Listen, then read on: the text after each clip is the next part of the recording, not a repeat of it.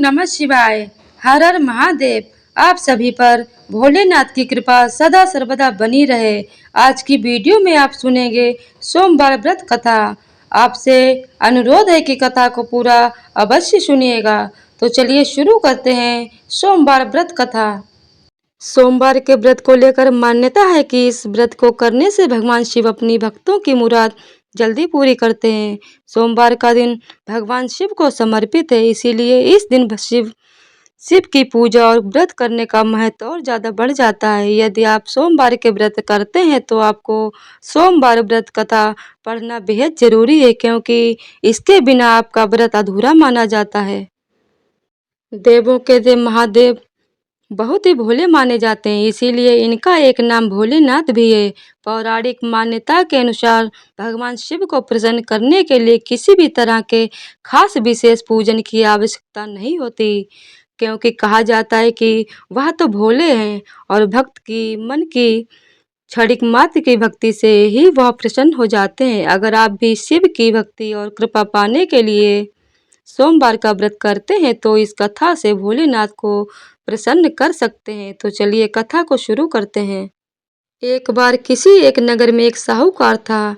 उसके घर में धन की कोई कमी नहीं थी, लेकिन कोई संतान न होने के कारण वह बहुत दुखी था। संतान प्राप्ति के लिए वह हर सोमवार को व्रत रखता था और पूरी श्रद्धा के साथ शिव मंदिर जाकर भगवान शिव और माता पार्वती की पूजा करता था। उसकी भक्ति देखकर एक दिन माँ पार्वती प्रसन्न होकर भगवान शिव से साहूकार की मनोकामना पूर्ण करने का निवेदन किया।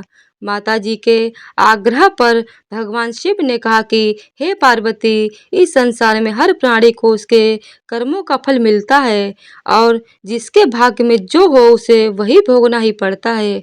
लेकिन पार्वती जी ने साहूकार की भक्ति देखकर उसकी मनोकामना पूर्ण करने की इच्छा व्यक्त की। माता पार्वती के आग्रह पर शिवजी ने साहूकार को पुत्र प्राप्ति का वरदान दिया, लेकिन उन्होंने बताया कि यह बालक सिर्फ 12 वर्ष तक ही जीवित रहेगा।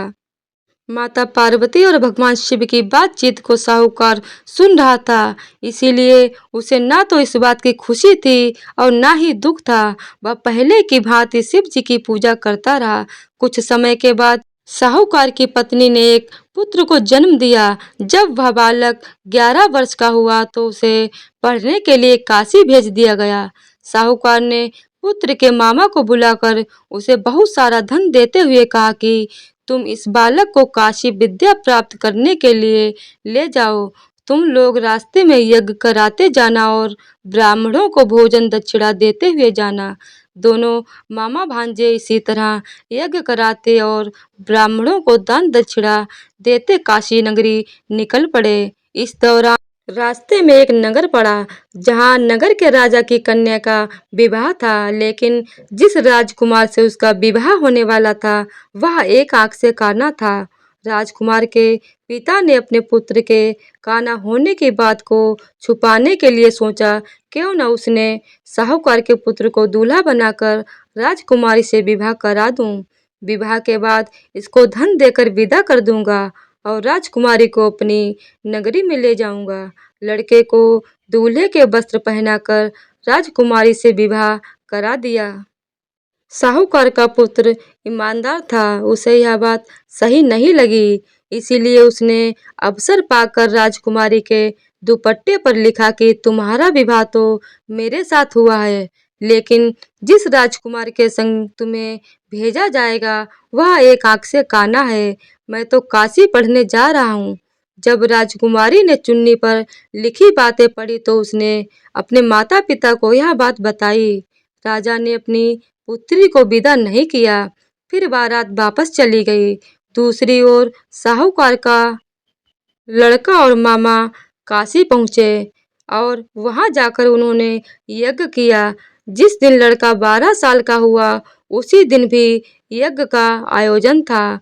लड़के ने अपने मामा से कहा कि मेरी तबीयत कुछ ठीक नहीं है मामा। मामा ने कहा कि तुम अंदर जाकर आराम कर लो। शिवजी के वरदानुसार कुछ ही देर में उस बालक के प्राण निकल गए। मृत भांजे को देख मामा विलाप करना शुरू कर दिया। संयोगवश उसी समय शिवजी और माता पार्वती उधर से जा रहे थे। पार्वती माता ने भोलेनाथ से कहा, स्वामी, मुझे इसके रोने के स्वर सहन नहीं हो रहा है। आप इस व्यक्ति के कष्ट को अवश्य दूर करें। जब शिवजी वृद्ध बालक के समीप गए तो वह बोले कि यह उसी साहूकार का पुत्र है जिसे मैंने 12 वर्ष की आयु का वरदान दिया था। अब इसकी आयु पूरी हो चुकी है। लेकिन मातृ भाव से विभोर माता पार्वती ने कहा कि हे महादेव, आप इस बालक को और आयु देने की कृपा करें, अन्यथा इसके वियोग में इसके माता पिता भी तड़प तड़प कर मर जाएंगे। माता पार्वती के पुनः आग्रह पर भगवान शिव ने उस लड़के को जीवित होने का वरदान दिया। शिव जी की कृपा से वह लड़का जीवित हो गया। शिक्षा पूरी करके लड़का मामा के साथ अपने नगर की ओर वापस चल दिया। दोनों चलते हुए उसी नगर में पहुंचे जहां उसका विवाह हुआ था। उस नगर में भी उन्होंने यज्ञ का आयोजन किया। उस लड़के के ससुर ने उसे पहचान लिया और महल में ले जाकर उसकी खातिरदारी की और अपनी पुत्री को विदा किया। इधर साहूकार और उसकी पत्नी भूखे प्यासे रहकर अपने बेटे की प्रतीक्षा कर रहे थे। उन्होंने प्रण करके रखा था कि यदि उन्हें अपने बेटे की मृत्यु का समाचार मिला तो वह भी प्राण त्याग देंगे। परंतु अपने बेटे के जीवित होने का समाचार पाकर वह बेहद प्रसन्न हुए। उसी रात भगवान शिव ने साहूकार के स्वप्न में आकर कहा, हे श्रेष्ठी, मैंने तेरे सोमवार के व्रत करने और व्रत कथा सुनने से प्रसन्न होकर तेरे पुत्र को लंबी आयु प्रदान की है।